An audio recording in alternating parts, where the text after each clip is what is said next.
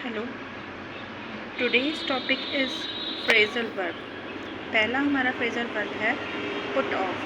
Put off means स्थगित करना, dish postpone, delay होता है इसका मतलब। The meeting was put off, मतलब मीटिंग को क्या कर दिया गया, पोस्टपोन कर दिया। मीटिंग को क्या कर दिया गया, पोस्टपोन कर दिया। दूसरा हमारा फ्रेजल वर्ब है put out. Put out means होता है एक्सटिंग्विश्ड।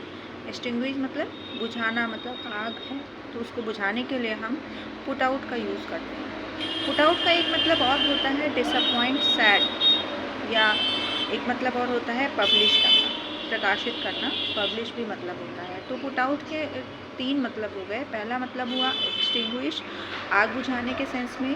दूसरा पुट आउट, डिसअपॉइंट या सैड होने के सेंस में। और तीसरा पब्लिश या प्रकाशित करने के सेंस में।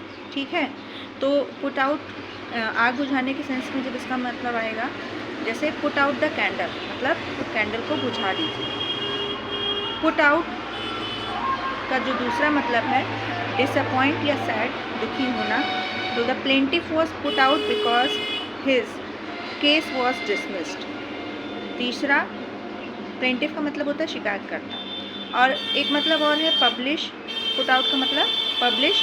द पुलिस हैव, पुलिस हमेशा एक चीज़ और याद रखिएगा कि जो पुलिस वर्ड होता है वो हमेशा क्या होता है, प्लूरल होता है। The police have put out an official statement following the bank robbery.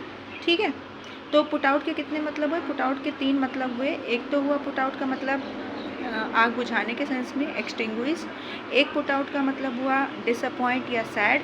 और एक पुट आउट का मतलब हुआ पब्लिश, प्रकाशित करना। ठीक है, नेक्स्ट हमारा जो फ्रेजल वर्ब है पुट डाउन।